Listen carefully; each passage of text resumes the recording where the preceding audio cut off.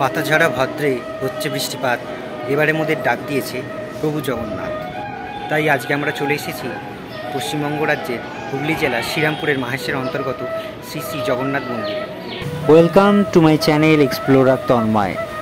আমাদের এই অমরনাথ যাত্রা শেষ হয়ে যাওয়ার পর মনটা আবার পিছুটান দিচ্ছিল, তারই মাঝে প্রভুর ডাকে চলে যাব আজকে প্রভুর কাছে। তাই সেই ডাক এসেছে আর কোথা থেকে নয়, আমারই বাড়ি থেকে জাস্ট 17 কিলোমিটার দূরে অবস্থিত শ্রীরামপুরের মাহেশের জগন্নাথ মন্দির থেকে। শ্রীরামপুরের বটতলায় বাস থেকে নেমেই সেখান থেকে 10 টাকার অটো ভাড়া করে পৌঁছে গেলাম একদম মাহেশের জগন্নাথ মন্দিরের সামনে। আপনারা যদি চান তাহলে আপনারা এই অল্প রাস্তাটা পায়ে হেঁটেও আসতে পারেন। আর এটাই হচ্ছে জগন্নাথ মন্দিরের মূল প্রবেশদ্বার দিয়ে মূল মন্দিরে প্রবেশ করেই প্রথমে পড়বে গৌরনিতাইয়ের দুটি বিগ্রহ, তারপরে পড়বে নাট মন্দির যেখান থেকে ভক্তরা দর্শন করতে পারবেন প্রভুকে, তারপরেই পড়বে প্রভু জগন্নাথ দেবের প্রধান মন্দির বা গর্ভগৃহ মন্দির। আপনারা এখন সরাসরি গর্ভগৃহ থেকেই দর্শন করছেন প্রভু জগন্নাথ দেব, বলভদ্র এবং সুভদ্রা দেবী। ঘড়িতে সময় এখন দুপুর 1টা, চলছে জগন্নাথ দেবের মহাভোগ। ওইদিকে ভোগ আরতির পুজো সম্পন্ন হতে থাকুক, আর তার এদিকেই আমরা জেনে নিই মন্দিরের আরও কয়েকটি গুরুত্বপূর্ণ বিষয়। আজ থেকে প্রায় 600 বছর আগেই প্রভু জগন্নাথের স্বপ্নাদেশেই নির্মিত হয় এই জগন্নাথ মন্দির, এবং এই জগন্নাথ বিগ্রহটি প্রায় 600 বছরেরই পুরানো, যা মন্দির প্রতিষ্ঠার সময়কাল থেকেই পূজিত হয়ে আসছে। এখানে পুরীর জগন্নাথ মন্দিরের মতন নবকলেবর অনুষ্ঠানটি হয় না।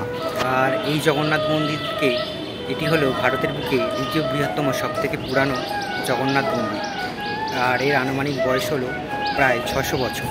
শ্রীরামপুরে অনুষ্ঠিত রথযাত্রার মেলা আর গুপ্তিপাড়ায় অনুষ্ঠিত রথযাত্রা মেলার মধ্যে একটু মত পার্থক্য আছে।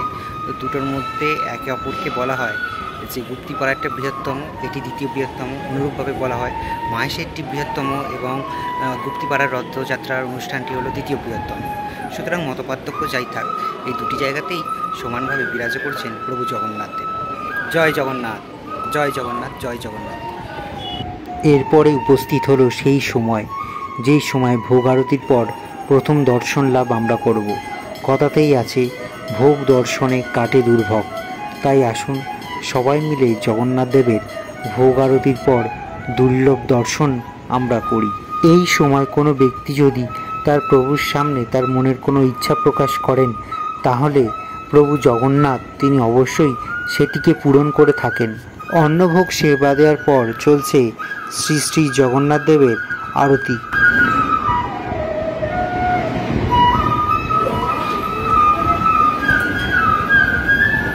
অবশেষে সম্পূর্ণ হলো শ্রী শ্রী জগন্নাথ দেবের মহাভোগের পূজা। দুপুরের ভোগ আরতি সম্পন্ন হওয়ার পরই আমরা প্রবেশ করেছিলাম গর্ভগৃহে আমাদের পুজো দেওয়ার জন্য।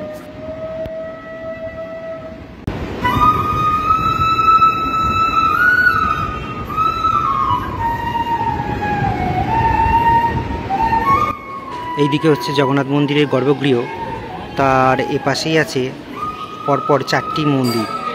পরপর আছে যেমন মহাদেবের মন্দির, শ্রী গুরুদেব ঠাকুর পরমহংসদেবের মন্দির, নীলমাধবের মন্দির, মহাদেবের মন্দির, ঠাকুর শ্রী রামকৃষ্ণ পরমহংসদেব, মাতা সারদা দেবী ও স্বামী বিবেকানন্দের মন্দির, শ্রী শ্রী নীলমাধব ও গৌরাঙ্গ মহাপ্রভুর মন্দির, আর আছে এই মন্দিরের প্রতিষ্ঠাতা স্বামী ব্রহ্মানন্দের মন্দির। আর এদিকে আছে জগন্নাথ মন্দিরের ঠিক বাম পাশেই শ্রী শ্রী শনিদেবের মন্দির।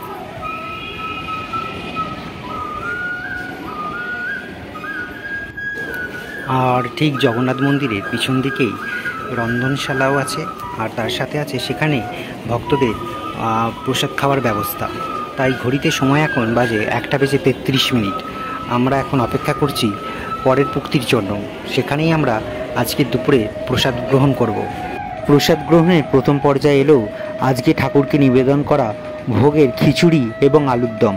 তারপরে এলো ছ্যাঁচড়া, তারপরে পুনরায় আবার আলুর দম এলো, সঙ্গে খিচুড়িও। তারপরে এলো ফ্রায়েড রাইস, ছানার কোপ্তা ও ধোকার ডালনা। শেষ পাতে এলো পায়েস, মালপোয়া ও এক সহযোগে চাটনি। এখানেই শেষ প্রসাদ গ্রহণ পর্ব। আপনারা যদি এই প্রসাদ কক্ষটি ব্যবহার করতে চান, তার দরুন আপনাদের মন্দির কমিটির কাছ থেকে অনুমতি নিয়ে দিতে হবে 1800 টাকা। আর এখানে প্রত্যহ দুপুর 12টা থেকে 3টে পর্যন্ত প্রসাদ গ্রহণের ব্যবস্থা আছে। এখানেই শেষ হলো আজকে জগন্নাথ প্রভু দর্শন পর্ব। আপনারা যদি চান খুব সহজেই এই শ্রীরামপুর মাহেশে এসে একটি বেলা অতিবাহিত করে যেতে পারেন।